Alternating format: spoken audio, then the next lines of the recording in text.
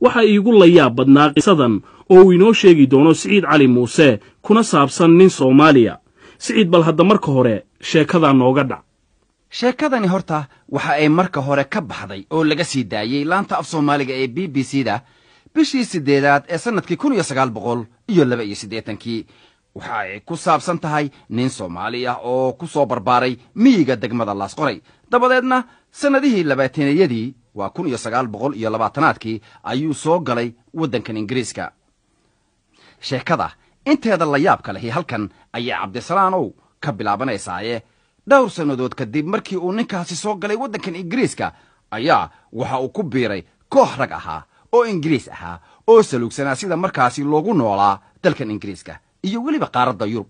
gaar ahaanna waxa ay kooxdaasi diidanayeen nidaamkii ku salaysnaa dawladaha ee markaasi jiray, iyaga oo qabay in adduunyada ay u baahan tahay hab cusub oo aanay jirin wax kala qoqoba amaba kala xidha dadka ku nool adduunka oo dhan. haddaba ninkaasi Soomaaliga ah oo la oran jiray Ibraahim Ismaaciil waxa uu kooxdaasi la noolaa muddo 5 sannadood ah.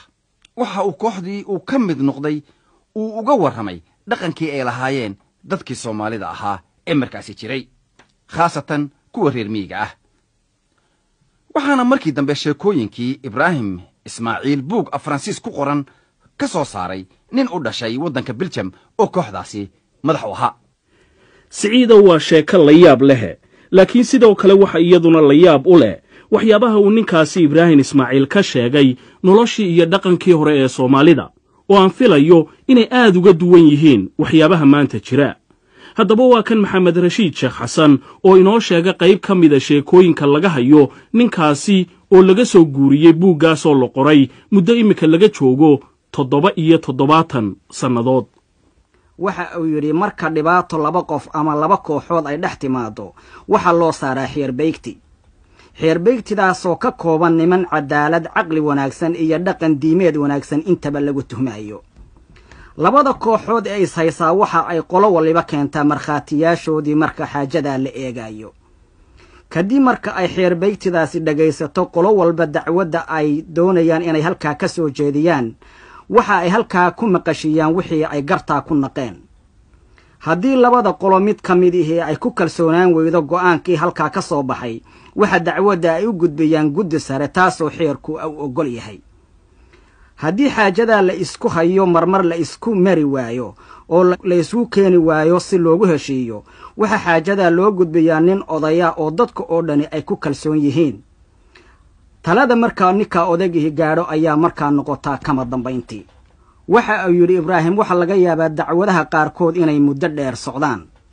Ibraahim waxa uu saaxiibadii u sheegay inuu aad uga tiiraanyoonayo waxa uu ku sheegay dhaqanka aan fiicnayn ee shisheeyaha ee dadka magaalo joogga ay dadka Soomaaliyeed ee miyiga joogaan ay u keeneen. waxa umuurta uu ku sheegay beenta isma sabidka iyo lacag jacaylka. waxa uu yiri markii anigu aan yaray ee aan miyiga joogay beentu waxa ahayd wax aad looga xishoodo. qofka beenawaaska ana wuxuu ahaa qof tilmaaman oo ra'yigiisa la takooro. markuu Ibraahim Ismaaciil umuurta ka warramayay waxa uu soo qaaday sheeko Soomaaliyeed oo dhacday. nin odaya ayaa waxa loo sheegay ayuu yiri in inankiisii dacwad lagu qaaday. waxa ninkii odayga ahaa sheekada loo sheegay oo weydiiyay in inankiisii dacwadda ogolaaday markii lagu qaaday in kale. waxa loo sheegay in inankiisii dacwaddii aqbalay uu ogolaaday. cabaar intii oo aamusnaa ayaa wuxuu yiri Alleylehe waa igu bannaan yahay. Ibraahim Ismaaciil wuxuu ka warramay in cadaaladdu ka mid tahay dhaqanka Soomaalida. waxa uu yiri markii lacagta iyo dhaqanka magaaladu soo galay nolosha miyiga Soomaalida ayaa waxa baaba'ay dhaqankii hore ee Soomaalida oo aan laga aqoonin beenta iyo lacag jacaylka. Ibraahim Ismaaciil waxa uu hadalkiisii ku soo gabagabeeyay erayadan: haddii aan waddankaygii nolol ku gaadho ma hubo inaan si fiican u ladi doono, sababta oo ah urkutaalada aan ka qabo tacliin darrada dadkayga. waxa uu yiri waxaan saaxiibadayow idinka warramay wixii aan ka xasuusnaa nolosha dalkayga iyo dadkayga, iyo waxa nolosha ilbaxnimada loo yaqaan nolosha xoolo dhaqatada Soomaaliyeed ay u keentay.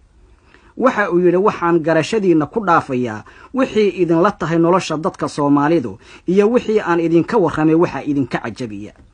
Ibraahim Ismaaciil waxa uu yiri waxaan tahniyadeynayaa dadka mufakkiriinta ah ee iyagu ka xoroobay midabka qoloqolada iyo qaranqaranka ee bili-aadmiga oo dhan u arkaya mid qudh ah kana shaqaynaya siday ugu noolaan lahaayeen nabadgelyo iyo jacayl.